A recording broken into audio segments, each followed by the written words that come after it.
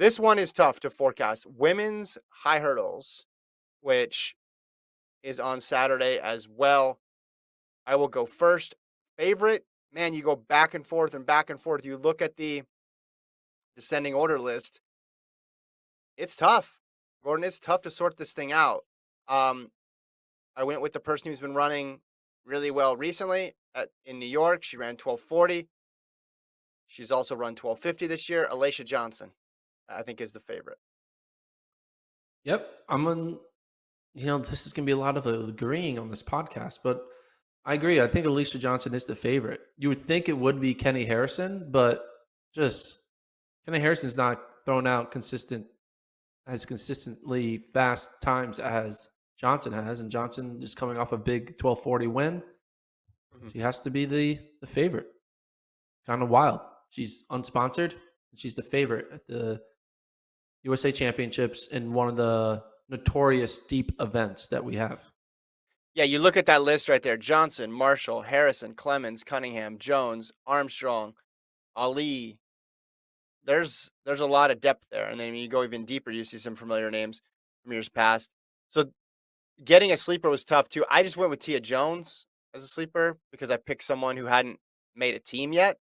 I thought that met the criteria for being a sleeper, but she's run the third fastest of any American this year with a 12:53. So, and then she's also run 12:59. So she's consistently been in the mix. So Jones is my sleeper.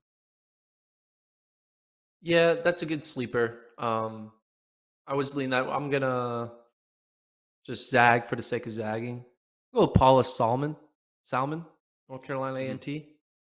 Um, I don't think she's going to make top three, but college kid running pretty well throughout the season. Go with Paula Salmon. Is it Salmon or Salmon or Salmon? Uh, Salmon? I'm Salmon. not sure. I don't know. We can ask when we're there. Okay. Yeah. Okay. So then it's time to make a pick though, and this is where I went against myself.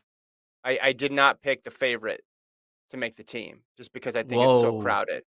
Yeah. Whoa. So I went with I like what Aaliyah Armstrong's doing. Yeah. Looked great at NCAA's. It's always a tough race to win, the high hurdle race at NCAA's. So I put her on there. Tania Marshall's been running really well. I put her on there. And then I also went with a veteran. I went with Kenny Harrison to, she may not win, but I feel like she'll be able to get in the top three, but I think it's going to be very close. I obviously think Jones can make it. I also think, obviously, Alacia Johnson can make it. We should mention, too, Nia Ali has the bye in this race by winning the Doha World Championships. So who do you have in your top three? Well, what's your order? Oh, that was my order. It's Armstrong. Sorry, Armstrong, Harrison, Marshall is my order. Yeah. I think our favorite's going to make the team. I think she's going to win. I think Johnson wins. I think Marshall gets second. And then I think Armstrong gets third. I think Kenny Harrison doesn't make the team. Interesting. Interesting. I don't know. Sidebar. What do you think the event will be where the collegians on the women's side have the most impact? Uh, Be the 400, probably. 400. Yeah, sure, for sure. Yeah. 400. Yeah. Yeah. There's probably a field event out there, but 400 and the 100 hurdles. I mean, Marshall and Armstrong. Well, So, Marshall's not in wait. college. Marshall's not Oh, in yeah, college. Marshall's not. But I'm just Yeah. thinking. I'm confusing If them because they're Stark both was LSU. if Stark was still healthy, uh, Yeah. she could have been in the mix.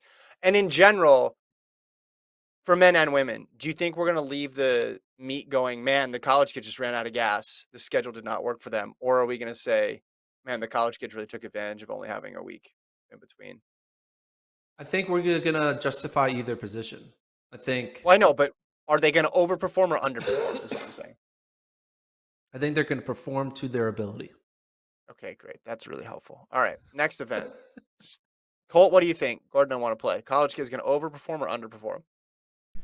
They're going for every gold. Every gold will be won by a college Okay, so athlete. Colt is going to Okay, overperform. cool. That's good. See, But that's hold called on, having an hold on. opinion and standing on your word, Gordon. Oh, wait. We got Stephen A. Colt over You there. wanting me to choose over or underperform? How come I'm not allowed to pick like they're not gonna overperform and they're also not gonna underperform? They're all gonna run No, that wasn't a to their choice. You had ability? two choices. You had two But choices. that's a I'm, possibility. It's possible that they all perform to their abilities. I'm gonna look And for a none new of them co-host in the overperformed. And chat. none of Gotta them. get a What is it? What? gotta have a hotter take or hotter takes needed. The hot Yeah. take is they run their exact PR that they own. No. That's a hot take. To All of the them? 100th of a second, they run exactly the time that that their PRs are. Need a a better hot take. take, and if you could relate it to Kevin Durant and or the Cowboys, that would be preferable. Let's keep moving though. All right. Talk about LeBron. Did you see the Kyrie Irving news? Would LeBron? No, there's not actually Kyrie Irving news, is there? There is.